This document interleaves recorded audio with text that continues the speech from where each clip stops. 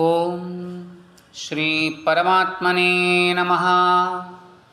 భగవద్బంధువులందరికీ ఈ పాండురంగదాసుని హృదయపూర్వక నమస్కారాలు. శ్రీ సుందరకాండ పారాయణ సందర్భంగా మనం చేయవలసినటువంటి ముఖ్యమైనటువంటి పని శ్రీమద్ రామాయణాన్ని పూర్తిగా మనం చెప్పుకోవడం. అంటే రామాయణాంతర్గతమైనటువంటి సుందరకాండ తప్ప సుందరకాండ వేరే ఉండదు. అందుకని రామాయణం మొత్తం మనం పారాయణ చేసినటువంటి ఫలితాన్ని మనం పొందాలి అంటే ఇక్కడ రామాయణ ప్రశస్తి కూడా అవసరం. అందువల్ల రామచంద్రమూర్తి వారు జన్మించిన దాదిగా తిరిగి మరల రామచంద్రమూర్తి వారికి అయోధ్యానగరంలో పట్టాభిషేకం జరిగిన సందర్భం వరకు కూడా మనం ఈ ఘట్టాలని, అంటే ముఖ్యమైనటువంటి ఘట్టాలని కనీసం స్మరించుకోవాల్సిన అవసరం ఉంటుంది. అలా సుందరకాండ ప్రారంభానికి, అంటే ఆంజనేయ స్వామి వారు మిగిలిన వానరులతో తాను బయలుదేరుతున్నాను అని చెప్పేంతవరకు ముందు భాగం, తదుపరి రామచంద్రమూర్తి వారికి ముద్రిక ఇచ్చిన తర్వాత ఆ రామాలింగన భాగ్యాన్ని పొందినటువంటి ఆంజనేయ స్వామి వారు ఆ తర్వాత రామచంద్రమూర్తి వారిని, సుగ్రీవుల వారిని, లక్ష్మణస్వామిని, తక్కుంగల వానర యోధులను ఎలా ప్రేరేపించారో లంకానగరానికి వెళ్ళడానికి, యుద్ధానికి సన్నద్ధులవ్వడం, అక్కడి నుంచి తిరిగి మరల రామచంద్రమూర్తి వారు అయోధ్యానగర ప్రవేశం వరకు ఒక భాగం, ఇలా రెండు భాగాలుగా రామాయణాన్ని సాధ్యమైనంత విపులీకరించి మనం తెలుసుకోవాల్సిన అవసరం ఉంది. అప్పుడు మనం రామాయణం మొత్తం పారాయణ చేసినటువంటి ఫలితాన్ని పొందుతాం. ఎప్పుడు? సుందరకాండ పారాయణ సందర్భంలో. అసలు రామాయణాన్ని మొత్తం పారాయణ చేయించుకోమని మనకి సుందరకాండ చివరలో, అంటే పట్టాభిషేక చివరలో మనం చదువుకుంటాం కదండి, అందులో ఈ మాట కూడా ఉంటుంది. అందువల్ల ఇప్పుడు మనం శ్రీమద్ రామాయణంలో రామ జన్మఖండం నుంచి మొదలుపెట్టి మనం విషయాలన్నీ కూడా కొద్ది కొద్దిగా తెలుసుకుంటూ సుందరకాండ ముందు వరకు, ఆ తర్వాత సుందరకాండ పారాయణ అంటే 68 సర్గల పారాయణ అయిపోయిన తర్వాత రెండవ భాగము, ఇలా రెండు భాగాలుగా ఈ కథా సంవిధానాన్ని తెలుసుకోవడానికి ప్రయత్నం చేద్దాం. శ్రీరాఘవం దశరథాత్మజమప్రమేయం సీతాపతిం రఘుకులాన్వయ రత్నదీపం ఆజానుబాహుం అరవిందదళాయతాక్షం రామం నిశాచర వినాశకరం నమామి. శ్రీ సీతారామాభ్యాం నమః. అయోధ్యానగరాన్ని దశరథ చక్రవర్తి పరిపాలన చేస్తూ ఉన్నప్పుడు ఆయనకు అనేక సంవత్సరాలుగా సంతానం లేక తాను తపిస్తూ ఉన్నటువంటి కాలంలో వశిష్ఠ మహాముని వారి యొక్క రాజపురోహితులుగా ఉండేవారు. అలాంటి ఆయన, ఓ చక్రవర్తి, పుత్రకామేష్టి యాగాన్ని గనక చేసినట్లయితే సంతానానికి అవకాశం ఉంటుంది అని చెప్పారు. అప్పుడు ఆ దశరథ చక్రవర్తి తన యొక్క స్నేహితులైన రోమపాద మహారాజు వారి యొక్క అల్లుడు ఋష్యశృంగుల వారిని ఆ దివ్యమైనటువంటి పుత్రకామేష్టి యాగానికి ఆధ్వర్యం వహించమని, వారిని ఆ యాగాన్ని సుసంపన్నం చేయించి తనకు సంతానాన్ని అనుగ్రహించేట్లా దేవతలు ఆ దేవతామూర్తులకు వారి వారి యొక్క ఆవిర్భాగాలని అందించమని వేడుకున్నారు చక్రవర్తి అయినటువంటి దశరథుల వారు. అలా వశిష్ఠ మహాముని యొక్క ప్రోద్బలంతో ఆ చక్రవర్తి ఋషిశృంగుల వారిని ఆహ్వానించగా ఆయన తన యొక్క భార్యా సమేతుడై అంటే శాంతాదేవి సమేతుడై ఈ అయోధ్యానగరానికి వేంచేశారు. సరయూ నదీ తీరంలో బ్రహ్మాండమైనటువంటి యజ్ఞవాటికలు నిర్మించారు. అక్కడ సశాస్త్రీయంగా ఈ పుత్రకామేష్టి యాగాన్ని చేశారు. అలా యాగం జరుగుతున్నటువంటి ఒకానొక సమయంలో ఆ యాగశాలకు దేవతాగణాలన్నీ కూడా వచ్చి ఉన్నాయి వారి వారి యొక్క ఆవిర్భాగాలు తీసుకోవడానికి.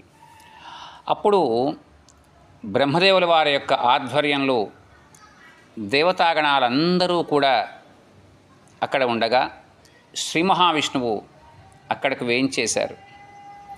వేంచేసి ఆ బ్రహ్మాది దేవతాగణాలతో మీరు మీ తేజస్సులతో వానర భల్లూక వీరులలో మీరు మీ యొక్క అంశాలతో అలాంటి మహామహిమాన్వితులైనటువంటి వానర భల్లూక వీరుల్ని ఉద్భవింపచేయండి. నేను ఈ దశరథునికి జ్యేష్ఠపుత్రుడుగా జన్మిస్తాను. నా యొక్క అంశలు ఆయనకు మరి ముగ్గురు పుత్రులుగా జన్మిస్తారు అన్నారు. ఇలా ఆ మహానుభావుడు చెప్పి అంతర్ధానమయ్యారు. దేవతాగణాలందరూ కూడా ఆయా సందర్భాలకు తగినట్లుగా వాళ్ళ ఆవిర్భాగాలు తీసుకున్నారు. పుత్రకామేష్టి యాగం దిగ్విజయంగా పూర్తయింది.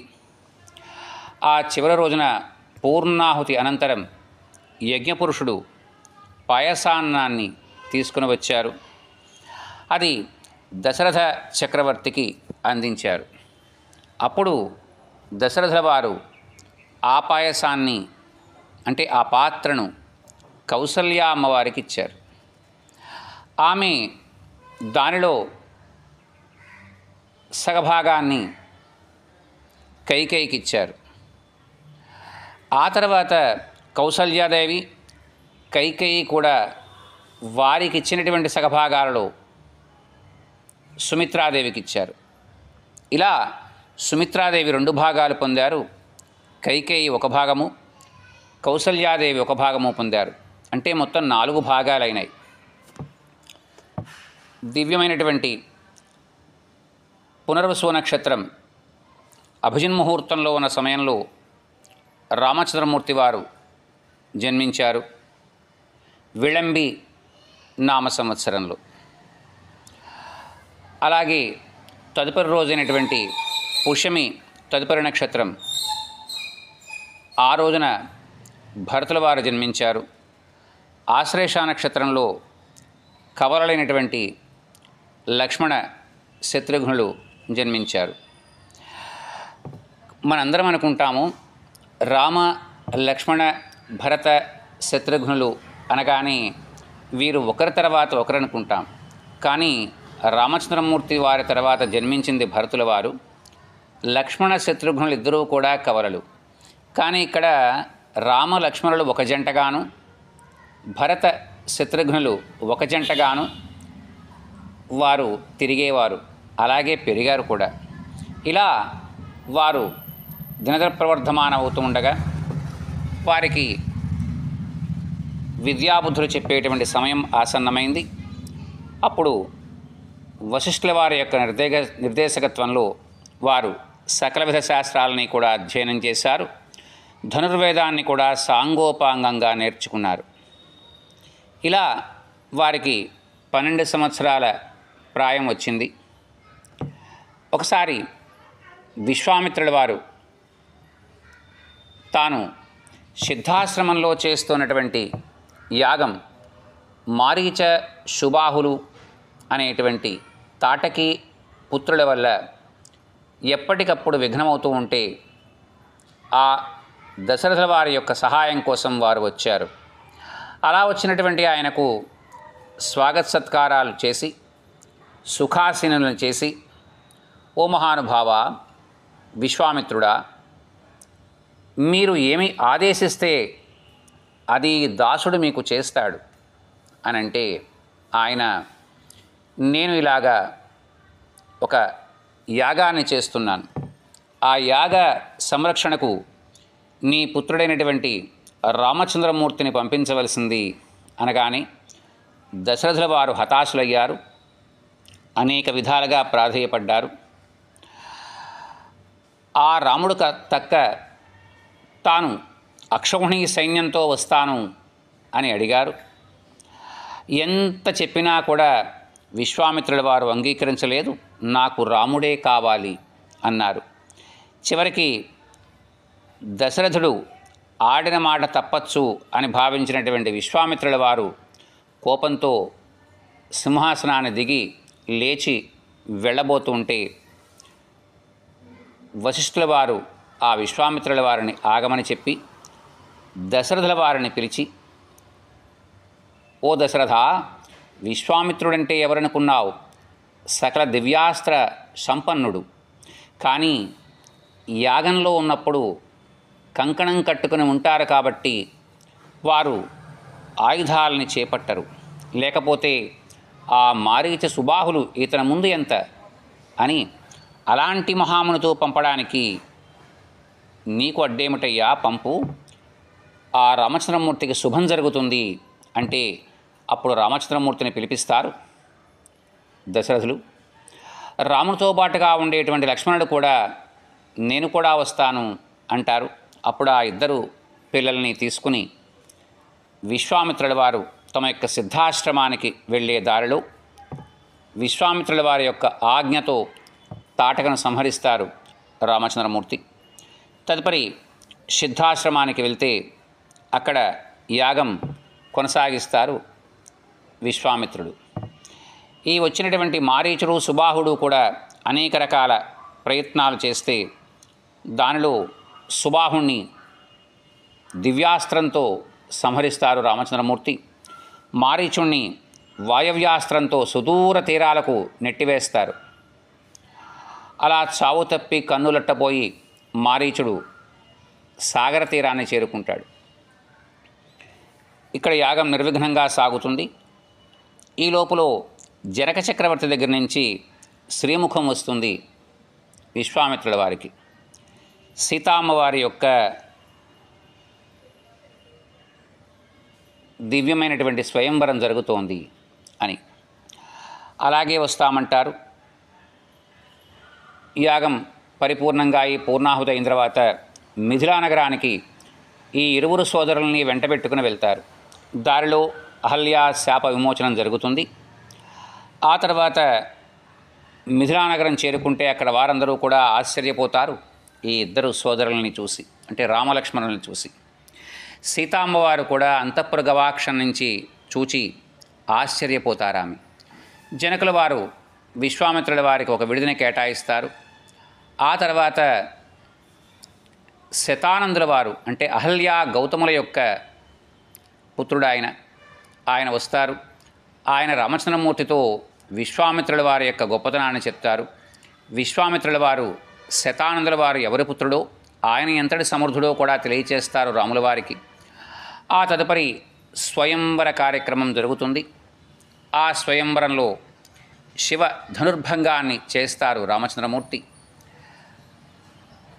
ఆ తదనంతరం సీతామ్మవారు వరమాల వేసి వారిని తాను ఎన్నుకున్నాను అని అందరికీ తెలియచేస్తారు. రామచంద్రమూర్తితో జనక చక్రవర్తి అంటారు, ఓ రామచంద్ర, మీరు వివాహ ప్రయత్నాలు మేము చేస్తాము, మీరు అంగీకరించాలి అనగానే మా నాయనగారిని మీరు అడగాలి విషయంలో అంటారు రాముల వారు. అలా రామచంద్రమూర్తి వారు ఆ తండ్రికి ఇచ్చేటువంటి గౌరవం ఇస్తారు.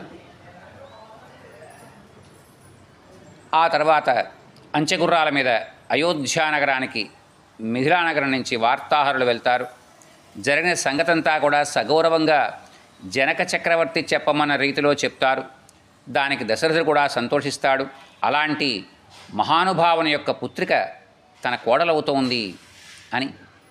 అలా బయలుదేరి తమ దేవేరులతో మిగిలిన పుత్రులతో తమ యొక్క అంతఃపుర పరిజనంతో బ్రహ్మాండమైనటువంటి సైన్యం వెంటరాగా వస్తారు. అలా వారందరికీ కూడా జనక చక్రవర్తి విడదీస్తారు. ఆ తర్వాత తన తమ్ముని యొక్క పుత్రికలు ఉన్నారు, వారిని కూడా మేము మీ ముగ్గురు అబ్బాయిలకి కూడా ఇవ్వదలుచుకున్నాం అని చెప్తారు.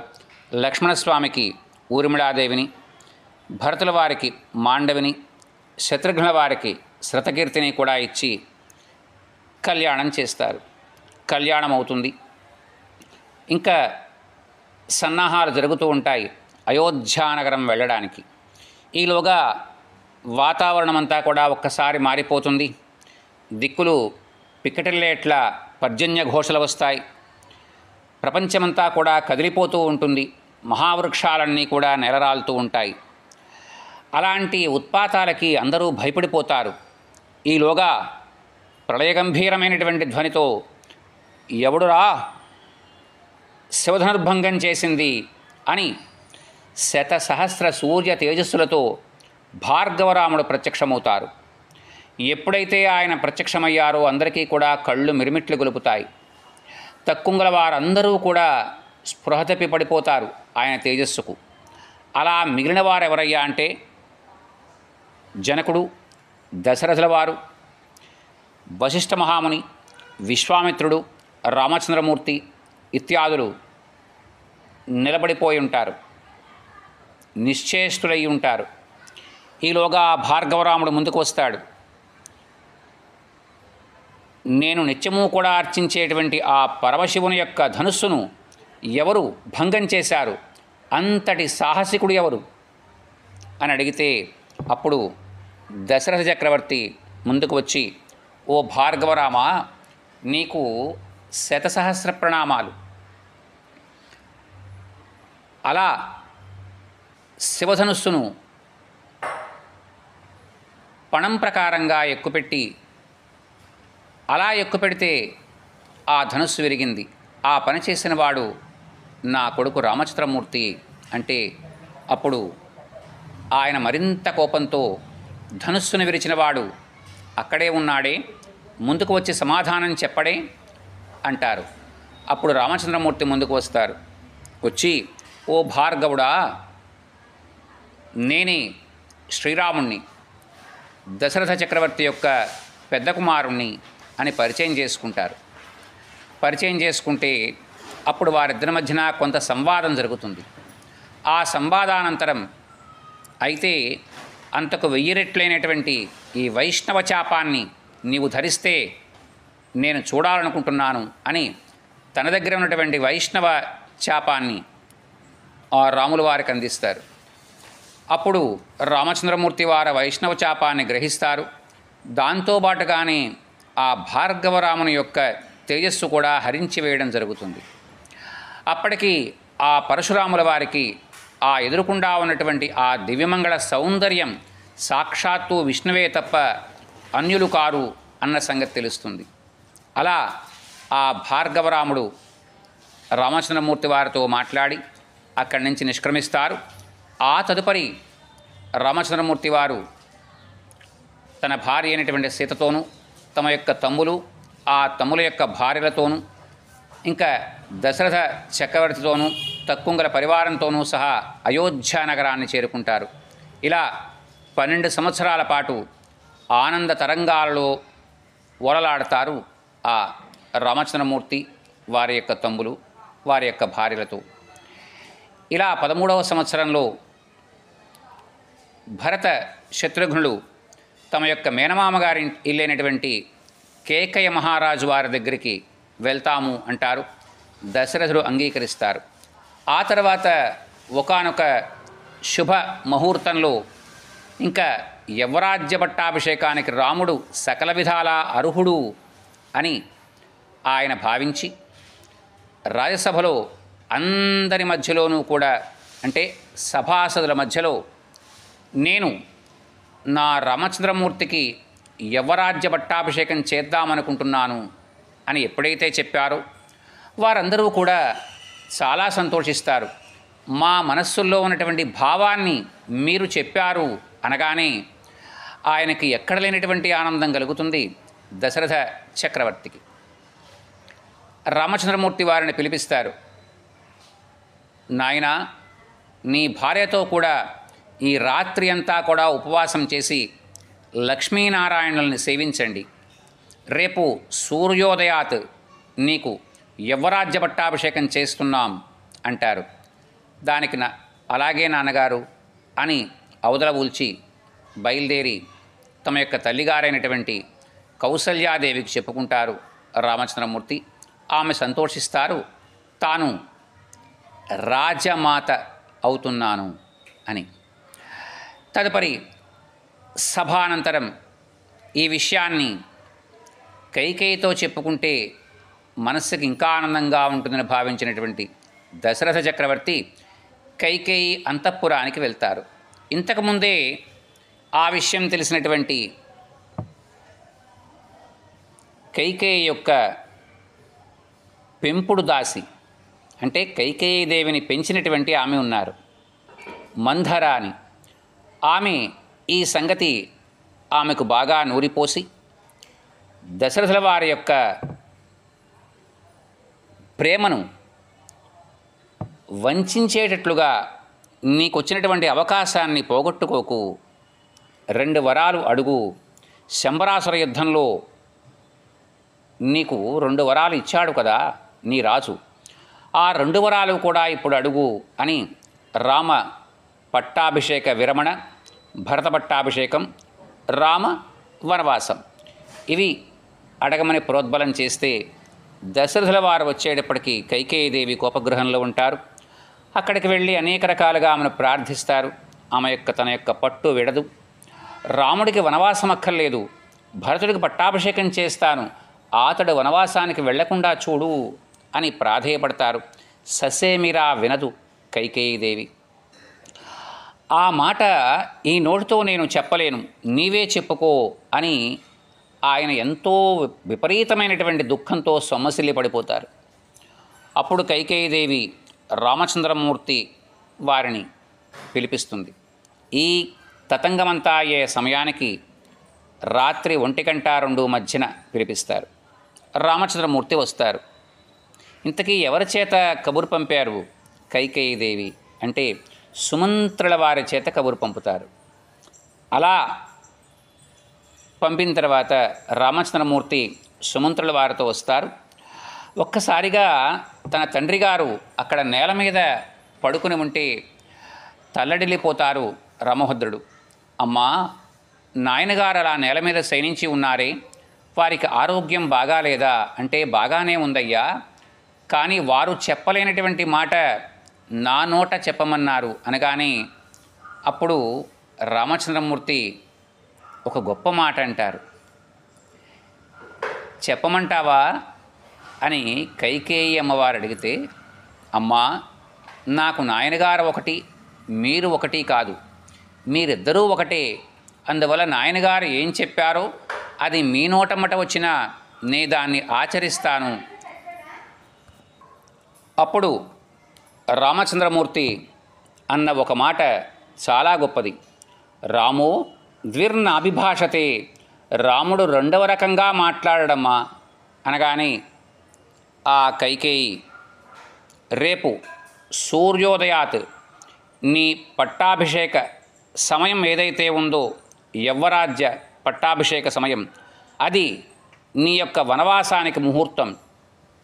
నీవు బయలుదేరి 14 సంవత్సరాల పాటు వనవాసం చెయ్యాలి అనగానే రామచంద్రమూర్తి అలాగేనమ్మా అని చెప్పి తాను ఎలాంటి భావన లేకుండా పరిపూర్ణమైనటువంటి అంగీకారంతో బయలుదేరి ఆయన తిరిగి తన యొక్క తల్లిగారి యొక్క మందిరానికి వెళ్తారు. ఆ తల్లి తల్లడిల్లిపోతుంది.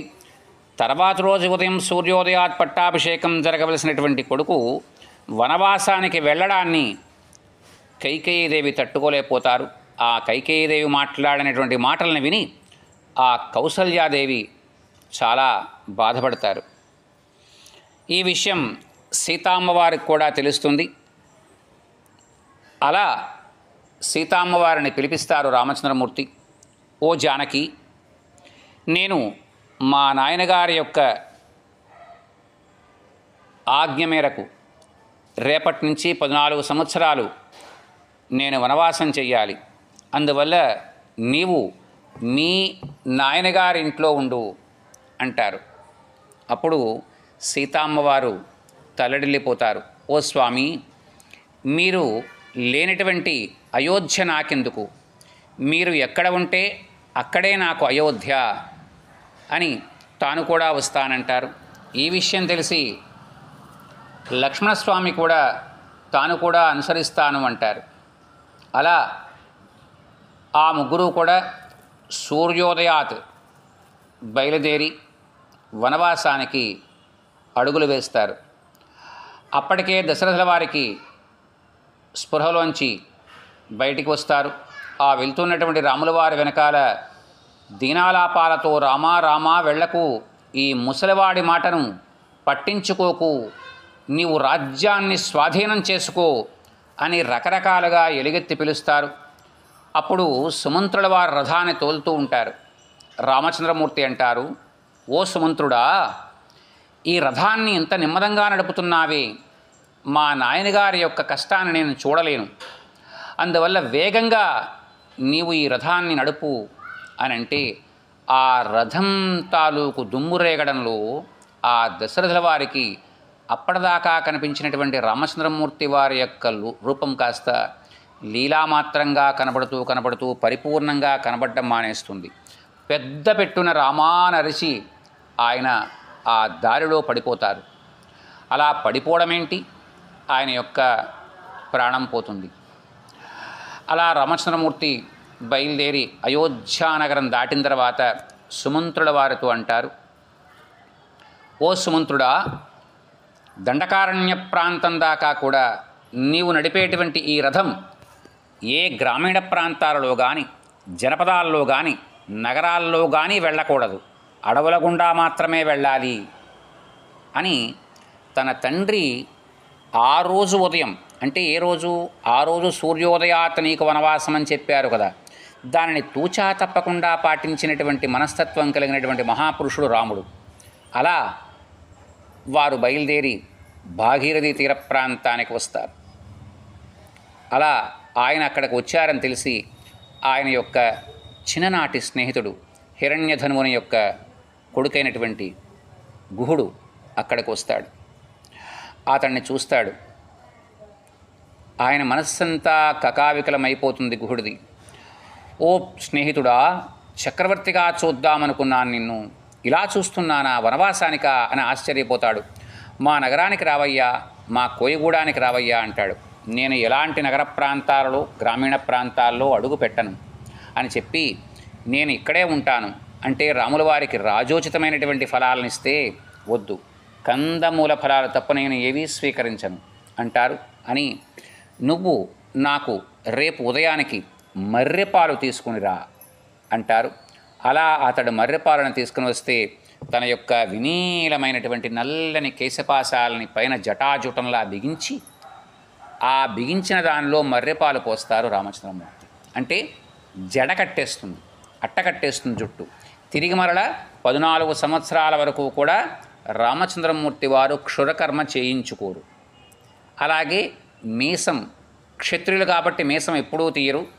ఈ గడ్డం గీసుకోవడం అన్న మాట కూడా ఉండదు. అంటే ఒక దీక్ష, 14 సంవత్సరాల వనవాస దీక్షలోకి క్షణంలో ప్రవేశించారు సూర్యోదయాత్ రాముడు. అది రాముడంటే. అలాంటి ఆ రామచంద్రమూర్తి వారిని సీతా లక్ష్మణ సమేతంగా ఆ గుహుడు గంగానదీ ప్రాంతాలని దాటిస్తారు. అలా దాటిస్తూ ఉన్న సమయంలో సీతామ్మవారు గంగాదేవికి మొక్కులు మొక్కుతారు. మేము 14 సంవత్సరాలు అయిన తర్వాత తిరిగి అయోధ్య నగరానికి వచ్చిన తర్వాత నీకు జాతర చేయిస్తాను నేను అని మొక్కుకుంటారు ఆమె. అలా వారు గంగానదీ తీర ప్రాంతాల్లో దిగుతారు. ఆ దుర్గమారణ్య ప్రాంతాలలో అడుగులు వేస్తూ ఉంటారు. అలా వారు సాగుతూ సాగుతూ చిత్రకూట పర్వత ప్రాంతంలో ఉన్నటువంటి భరద్వాజాశ్రమాన్ని చేరుకుంటారు. అక్కడ భరద్వాజుల వారు వారికి సాదరపూర్వక ఆహ్వానం పలుకుతారు. అక్కడ కొన్నాళ్ళు ఆ రామచంద్రమూర్తి సీతా లక్ష్మణ సమేతంగా ఉంటారు. అప్పుడు రామచంద్రమూర్తి, ఓ మహర్షి, ఇక్కడ నేను ఉండడానికి తగినటువంటి ప్రదేశాన్ని నిర్ణయించండి అంటే, గంగా తీర ప్రాంతంలో చిత్రకూట పర్వతం ఉంది. ఆ పర్వతానికి దవ్వులలో ఒక మంచి ప్రదేశం ఉందయ్యా గంగ ఒడ్డున. అక్కడ మీరు ఆశ్రమాన్ని నిర్మించుకుని మీరు ఈ 14 సంవత్సరాల కాల పరిమితిని కూడా మీరు అక్కడ ప్రశాంతంగా గడపవచ్చు అంటారు. అప్పుడు రామచంద్రమూర్తి ఒక సుముహూర్తం నిర్ణయించుకుని తమ్ముడు లక్ష్మణుడితో, ఓ లక్ష్మణ, ఈ ప్రదేశంలో వాస్తు బాగుందిరా, అందువల్ల ఇక్కడ సరైనటువంటి వాస్తు పద్ధతికి అనుసరించి నీవు ఆశ్రమాన్ని నిర్మించు అంటే, అక్కడ ఒక అద్భుతమైనటువంటి గృహాన్ని అంటే ఆశ్రమవాస స్థితిగతులకు తగినటువంటి గృహాన్ని నిర్మిస్తారు లక్ష్మణస్వామి. అప్పుడు సీతాసమేతంగా రామచంద్రమూర్తి ఆ గృహంలోకి శాస్త్రోక్త విధానాలతో ప్రవేశిస్తారు.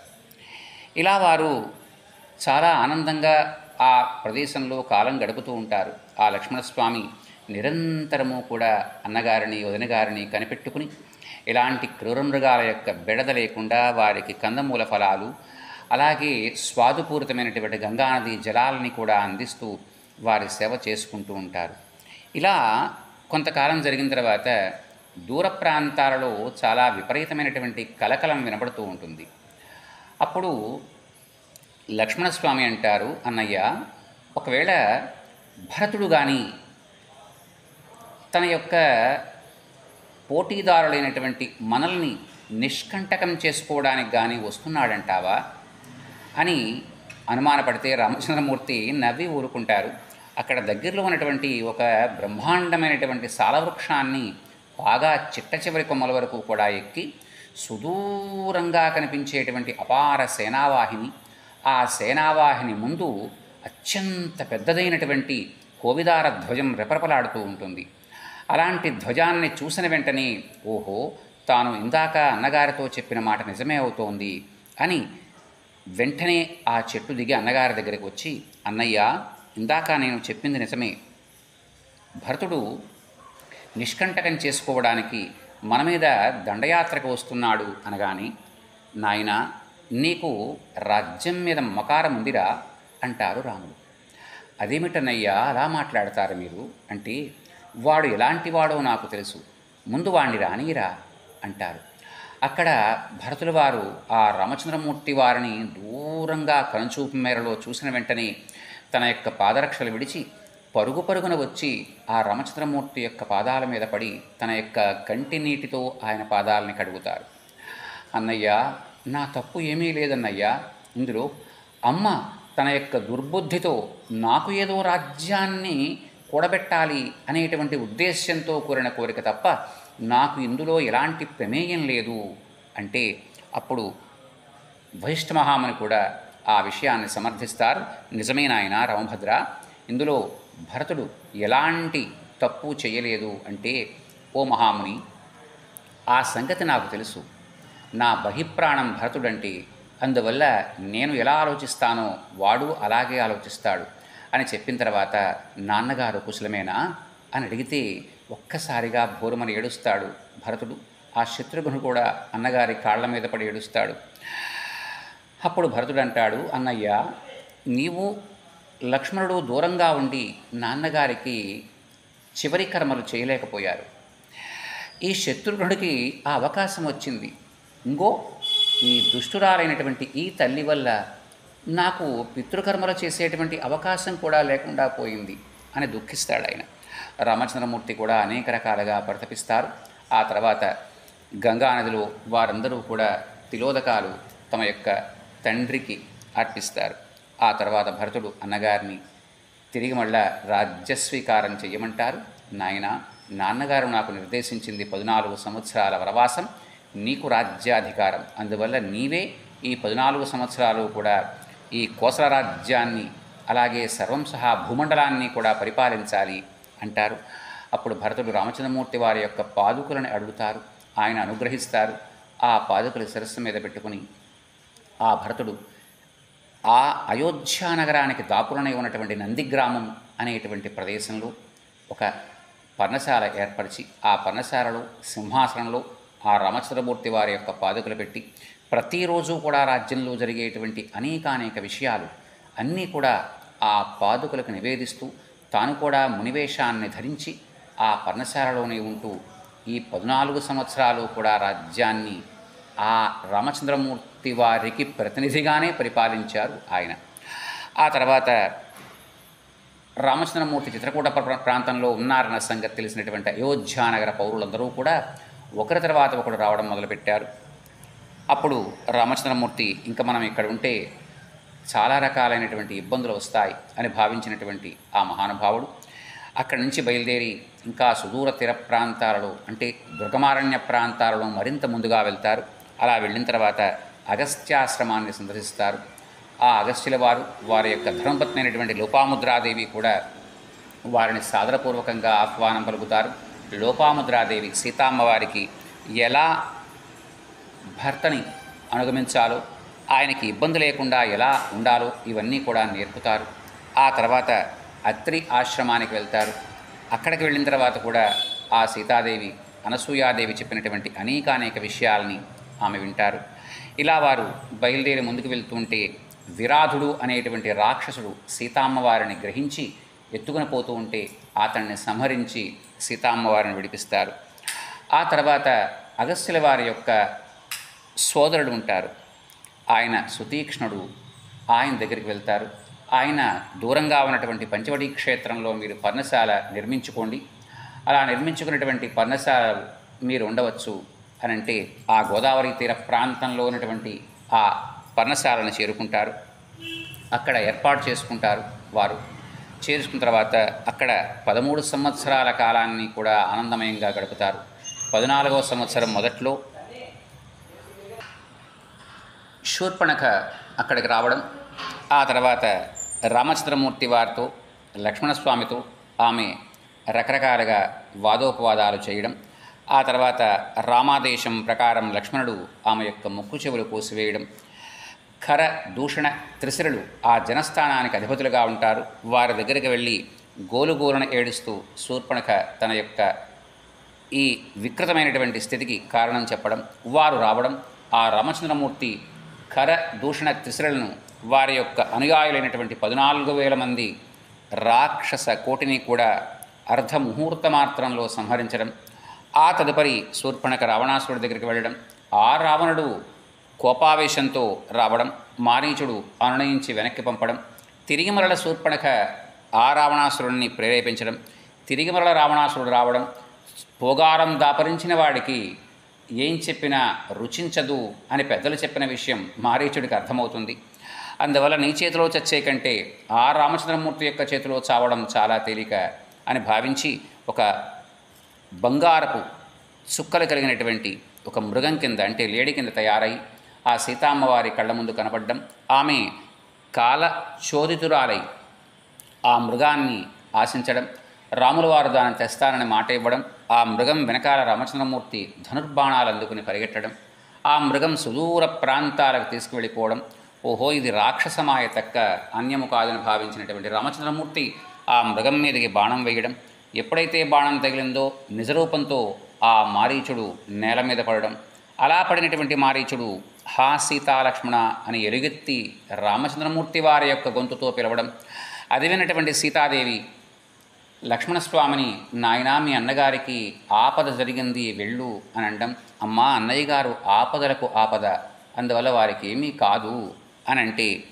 ఆమె కొంచెం మనస్సు నొచ్చుకుని అనకూడనటువంటి మాటలు లక్ష్మణస్వామి వారిని అనడం, దానికి నొచ్చుకున్నటువంటి లక్ష్మణుడు రాముల వారిని వెతుక్కుంటూ వెళ్ళడం, ఈలోగా రావణాసురుడు రావడం, సీతాపహరణం చేయడం, జటాయువు ఆయన్ని అడ్డుకోవడం, ఆ జటాయువుని సంహరించడం, ఆ తర్వాత తీసుకువెళ్తూ ఉంటే సీతామ్మవారు విఫలయ్యి తన యొక్క కట్టుకున్నటువంటి వస్త్రంలోంచి కొంత భాగాన్ని చించి తాను ధరించినటువంటి కొన్ని నగల్ని మూటకట్టి ఋష్యమూక పర్వత ప్రాంతంలో పర్వతాగ్రంలో ఉన్నటువంటి కొంతమంది వానరులు కనబడితే ఆ వానరుల మధ్యకి పడవేయడం, ఆ రావణాసురుడు సీతామ్మవారిని లంకానగరానికి తీసుకువెళ్ళిపోవడం, దారిలో సుపర్ణుడు అనేటువంటి ఒక గ్రద్ద అడ్డుకోవడం, ఆ రావణాసురుడు అతన్ని బతిమాలుకోవడం, అంటే ఇంకా బాగా చెప్పాలి అంటే సంపాతి యొక్క కొడుకు ఈతడు, అతన్ని మొత్తానికి ఎలాగోలాగా బతిమాలి బామాలి ఒప్పించుకుని తిరిగి మరల తీసుకువెళ్ళిపోవడం సీతామ్మవారిని, ఆ లంకానగరంలో ఆమెను రాక్షస కాంతల మధ్యన ఉంచడం. ఇలా జరిగిన తర్వాత రామచంద్రమూర్తి లక్ష్మణస్వామి తిరిగి మరల ఆ పంచవటి ప్రాంతానికి రావడం, సీతాదేవి కనబడక రామచంద్రమూర్తి ఎలుగెత్తి పిలవడం, అక్కడ ఉన్నటువంటి వృక్షాలు, లతలు, మృగాలు కూడా దక్షిణ దిశకేసి దీనంగా చూడడం. అప్పుడు రామచంద్రమూర్తి అర్థం చేసుకుంటారు ఆ అపహరణ అలా జరిగి ఉండొచ్చు అని భావిస్తే దారిలో జటాయు కనబడతారు. దుఃఖంతో నిండినటువంటి కన్నులతో ఉన్న ఆ రామచంద్రమూర్తి ఎవడో రాక్షసుడు తన యొక్క భార్య అయినటువంటి సీతను మింగివేసి కదలలేక పడి ఉన్నాడు అని భావిస్తే అప్పుడు జటాయువు చెప్పుకోవడం, రామచంద్రమూర్తి దుఃఖించడం, ఆ జటాయువు వివరాలు చెప్పిన తర్వాత ఆ జటాయు యొక్క దహన సంస్కారాలని స్వయంగా రామచంద్రమూర్తి చేయడం, ఆ తర్వాత కబంధుడు అనేటువంటి ఒక రాక్షసుల చేతికి లక్ష్మణులిద్దరూ కూడా చిక్కడం, మొత్తానికి అతడి నుంచి విడిపించుకుని అతన్ని సంహరిస్తే ఆ కబంధుడు అంతకుముందు కాలంలో ఒకానొక యక్షుడు కాబట్టి ఆ యక్షుడుగా మారినటువంటి అతడు ముందు శబరి అనేటువంటి ఆమె మీకు కనబడుతుందని, ఆ తర్వాత ఋష్యముఖ పర్వత ప్రాంతంలో సుగ్రీవుడైనటువంటి వానరరాజుతో సఖ్యం చేస్తే మీ పని తేలికవుతుంది అని చెప్తే శబరిని దర్శించడం రామలక్ష్మణుడు, ఆమె వారికి కందమూల ఫలాలు అందివ్వడం, ఆ తర్వాత ఆమె యొక్క సూచన మేరకు ఋష్యముఖ పర్వత ప్రాంతానికి వెళ్ళడం, సుగ్రీవుడు ఆంజనేయ స్వామిని దిగువ వస్తూ ఉన్నటువంటి ఆ ఇద్దరు మునికుమారుల్లా ఉన్నటువంటి ఆ మేరునగధీరుల్ని ఎవరో కనుక్కొని రమ్మనడం, ఆంజనేయ స్వామి రావడం అడగడం, అక్కడి నుంచి ఆ ఇద్దరిని కూడా తన యొక్క భుజస్కంధాల మీద అధిరోహించి తాను బయలుదేరి ఆ సుగ్రీవుల వారి దగ్గరికి వెళ్ళడం, సుగ్రీవుల వారు తన యొక్క స్థితిగతులు చెప్పుకోవడం, లక్ష్మణస్వామి రామచంద్రమూర్తి వారి యొక్క స్థితిగతులు చెప్పడం, వారిరువురు కూడా అగ్నిసాక్షిగా మిత్రత్వాన్ని నెరపడం, ఆ తర్వాత సుగ్రీవుడు పట్టాభిషేకాన్ని లక్ష్మణస్వామి చేత రామచంద్రమూర్తి చేయించడం, ఆ తర్వాత సకల వానరగణాలని కూడా ప్రపంచం నలుమూలల నుంచి కూడా కిష్కింధా నగరానికి చేరుకోవాలని ఆదేశించడం, అలా ఆదేశమాత్రం చేత వారందరూ రావడం, ఆ తదుపరి శరత్కాలం వచ్చేదాకా రామచంద్రమూర్తి ఆగడం, ఆ శరత్కాలం వచ్చిన తర్వాత అప్పుడు వారందరినీ కూడా 4 దిశలకు కూడా ముఖ్యులైన వారందరితోనూ కూడా పంపడం, అలా దక్షిణ దిశకు అంగదుల వారి యొక్క నేతృత్వంలో, జాంబవంతుల వారి యొక్క పెద్దరికంలో నరుడు, నీరుడు, గంధమాదనుడు, గవయుడు, గవాక్షుడు ఇలాంటి మహావానరవీరులందరితోనూ కూడా కలిపి, అలాగే హనుమంతుల వారిని కూడా తోడిచ్చి ఆ సుగ్రీవుడు పంపడం, వారు దారి తెలియక ఒకానొక బిలంలోకి వెళ్ళడం, అక్కడ స్వయంప్రభాదేవి వీరి యొక్క వృత్తాంతమంతా విని వారిని తిరిగి మరల సముద్ర తీరానికి చేర్చడం, అప్పటికే సమయం దాటిపోవడం వల్ల తాము వెనక్కి వెళ్ళినా సుగ్రీవుడి చేతిలో చావడం తప్ప మరి ఒక దారి లేదని భావించినటువంటి వారందరూ కూడా ప్రాయోపవేశానికి పూనుకుంటే పైన ఎక్కడో కొండ మీద ఉన్నటువంటి సంపాతి, అంటే రెక్కలు తెగినటువంటి సంపాతి ఆహారం భగవంతుడు నాకు ఇన్నాళ్ళకి ఇచ్చాడని భావించడం, వీళ్ళందరూ కూడా ఆ సంపాతికి ఆహారం కావడం కంటే మనకు వేరే దారి లేదని భావించడం, అలా వారందరి యొక్క నోట కూడా కథాక్రమంలో భాగంగా జటాయువు యొక్క పేరు రావడం, ఆ సంపాతి ఎలుగెత్తి అడగడం, వివరం చెప్పడం, ఇవన్నీ అయిన తర్వాత అప్పుడు నన్ను ఒక్కసారి మీరందరూ కిందకి దింపితే నేను నా తమ్ముడికి తిలోదకాలు ఇచ్చుకుంటాను అని ఆ పక్షి చెప్పడం, అలా పక్షి చేత తిలోదకాలు ఇప్పిస్తే అప్పటికి ఆ పక్షికి రెక్కలు రావడం, సుదూర ప్రాంతంలో ఉన్నటువంటి లంకాద్వీపంలో ఆ చెట్టు దగ్గర సీతాదేవిని నేను చూస్తున్నాను అని సంపాది చెప్పడం, విషయం ఎప్పుడైతే తెలిసిందో అప్పుడు ఈ వానరవీరులందరూ కూడా ఎవరెవరు ఎంతెంత దూరం వెళ్తారన్న సంగతి తెలుసుకోవడం, ఆ తర్వాత ఎవరి వల్ల కాదన్న సంగతి తెలిసి ఆంజనేయ స్వామి వారిని నీవు తప్ప ఈ సాహసం చేయగలిగిన వాడు ఎవడూ లేడయ్యా అని చెప్పడం. అప్పుడు ఆంజనేయ స్వామి బయలుదేరడానికి సిద్ధమవ్వడంతో మనకి ఈ సుందరకాండ ప్రారంభమవుతుంది. తదనంతరం మనం సుందరకాండ యొక్క శ్లోక రూపేణ ఉన్నటువంటి పారాయణ ఇక్కడి నుంచి మనం మొదలుపెట్టుకుంటాం. తతో రావణనీతాయా సీతాయా శత్రుఘర్షణ ఇయేష పదమన్వేష్టం చారణా చరితే పధి అని.